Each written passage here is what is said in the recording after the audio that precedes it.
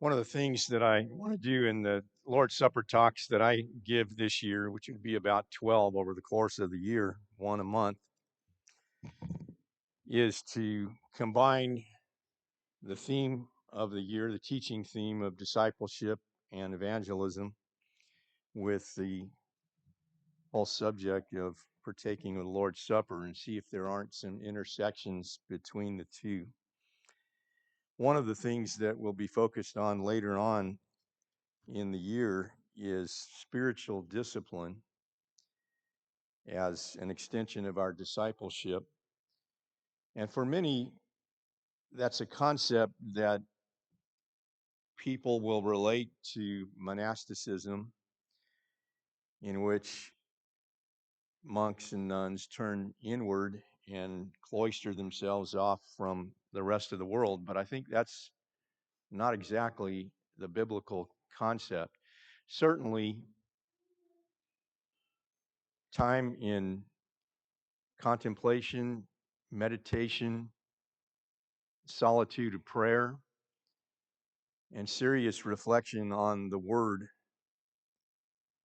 are definitely biblical concepts and certainly could be included in legitimate discussion of spiritual discipline, but only in so much as we see ourselves not cloistered off from the rest of the world, but as channels of grace and mercy we have freely received so that we might freely give. Jesus talks about in Matthew, the 10th chapter.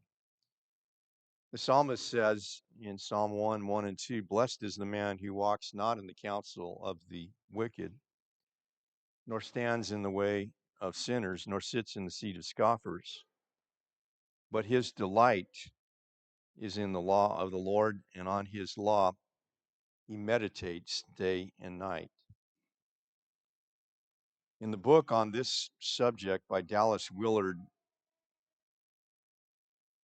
Divine Conspiracy, he talks about a time in his life when the Word began to transform him, when he was forced to spend a day wrestling with it, thinking about it, meditating on it. As a college student, he would go down to the laundromat and be there for hours on end, open the Word, and for the first time in his life, be struck by concepts more than just for a few minutes. And then he'd end up thinking about the Word all day long and the impact that that had on him. And he writes in this book about that transformation process. He says, in particular, I had learned that intensity is crucial for any progress in spiritual perception and understanding.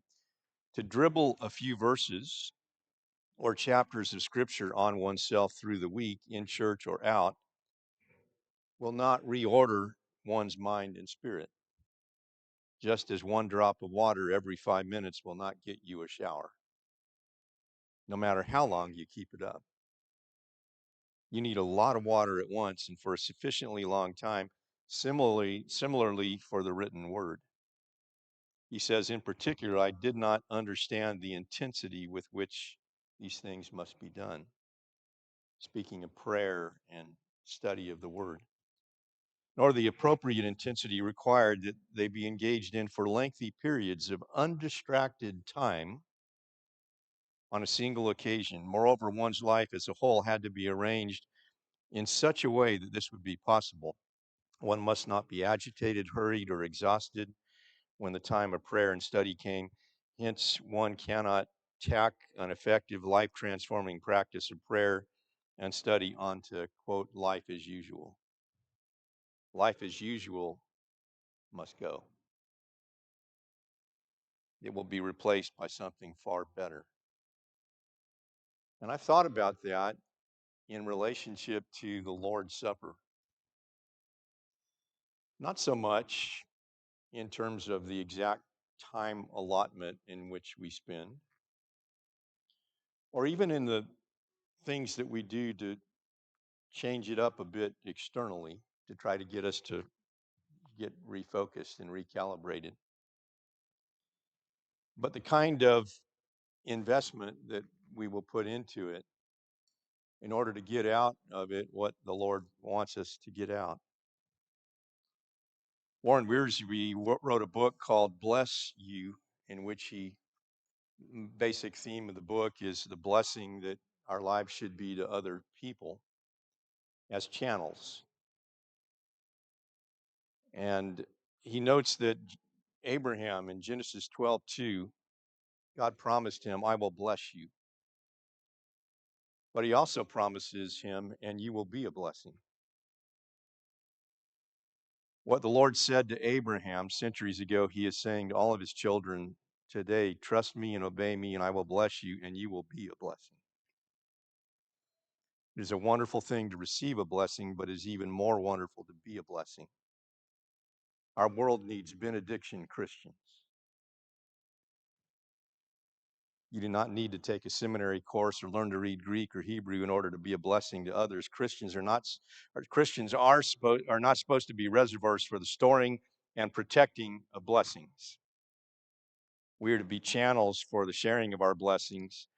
Most of us are praying, Lord, give me a blessing, when we ought to be praying, Lord, make me a blessing.